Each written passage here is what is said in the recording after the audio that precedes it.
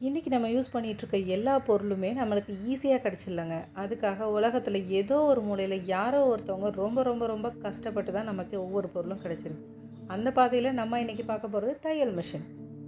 இன்றைக்கி நம்ம ஆடை உலகத்தில் என்ன தான் பெரிய பெரிய சாதனைகள் படைச்சிட்டோம் அப்படின்னு பேசிகிட்டு இருந்தாலும், ஆதி காலத்தில் மனுஷன் போர்வை மாதிரி தோல் மட்டும்தாங்க போத்திட்டு இருந்தாங்க.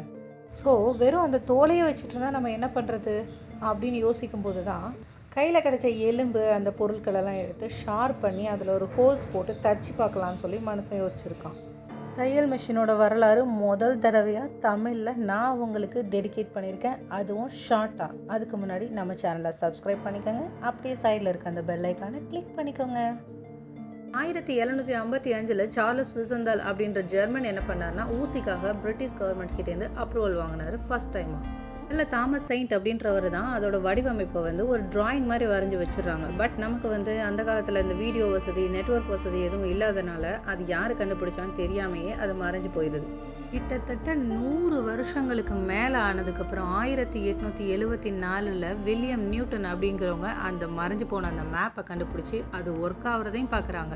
1810 பல்தசார் கிராம்ஸ் தொப்பி தயாரிக்கிற மிஷின் கண்டுபிடிச்சாங்க, failure model. 1814 Joseph Madersperger, failure model. 1818 John Adams Doge and John Knowles கண்டுபிடிச்சாங்க, failure model. 1830 French tailor Barthelemy Thimonnier, இவர் தான் ஒரு கொக்கி ஒரு நூல் வச்சு சங்கிலி தையலை முதல்ல போட்டார். சங்கிலி தையலை கண்டுபிடிச்ச உடனே பிரெஞ்சு இராணுவத்துக்கு ட்ரெஸ் தைக்கிறதுக்காக அவருக்கு நிறைய ஆர்டர்ஸ் வர ஆரம்பிச்சது. இதனால் ஒரு ஃபேக்ட்ரியை உருவாக்கின அவருக்கு அங்கே இருக்க ஒர்க்கர்ஸ்னால நிறைய தொல்லைகள் ஆரம்பிச்சிது. ஒர்க்கர்ஸ் என்ன நினச்சாங்கன்னா, இவங்க தைக்க ஆரம்பிச்சிட்டாங்கன்னா நமக்கு வேலை இல்லாமல் போயிடும் அப்படின்னு நினச்சி அவர் உள்ளே இருக்கும்போதே அந்த ஃபேக்ட்ரியை கொளுத்திட்டாங்க. பட் அன்ஃபார்ச்சுனேட்லி அவர் உயிர் பொழைச்சிட்டாரு. 1834 வால்டர் ஹண்ட், அமெரிக்கா சேர்ந்த இவர் புது மாடல் ஒன்று கண்டுபிடிச்சாரு. பட் அதுவும் வேலை இல்லாமல் பண்ணிடும்னு நினச்சி அப்ரூவல் கொடுக்கப்படலை. 1844 John Fisher, failure. 1845 Elias Howe and lockstitch, இவங்க ஒரு அமெரிக்கன். இவங்க ஒரு 2 பக்கம் நூல் யூஸ் பண்ணி தைக்கிற மாதிரி ஒரு மிஷின் ஒன்று கண்டுபிடிச்சாங்க. அதுக்கு அப்ரூவலும் கிடைச்சது. பட் அது பெருசாக எதுவும் பேசப்படலை. 1851 தான் நம்ம இன்னைக்கு பார்த்துட்ருக்க ரொம்ப ரொம்ப ஃபேமஸான சிங்கர் மிஷின் கண்டுபிடிக்கப்பட்டது. இதை யாரை கண்டுபிடிச்சாங்கன்னா, ஐசக் சிங்கர் கண்டுபிடிச்சாங்க.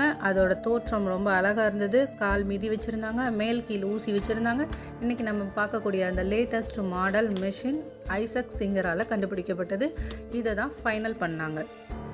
கிட்டத்தட்ட 100 வருஷ போராட்டத்துக்கு அப்புறம் நம்மளுக்கு ஒரு அழகான ஆடை தயாரிக்கக்கூடிய தையல் மிஷின் இப்போ ரொம்ப ரொம்ப ட்ரெண்டியாக கம்ப்யூட்டரில் பிரிண்ட் பண்ணி அதை ஆட்டோமேட்டிக்காக தைக்கிற அளவுக்கு நம்ம அட்வான்ஸ் ஆகிருக்கோன்னா அதுக்கு பின்னாடி இவ்வளோ பேர் கஷ்டப்பட்டுருக்காங்க. நம்ம கண்டிப்பாக தெரிஞ்சுக்கணும் இல்லையா? மேலும் தகவலுக்கு நம்ம சேனலை சப்ஸ்கிரைப் பண்ணுங்கள், லைக் பண்ணுங்கள், கமெண்ட் பண்ணுங்கள். தேங்க்யூ.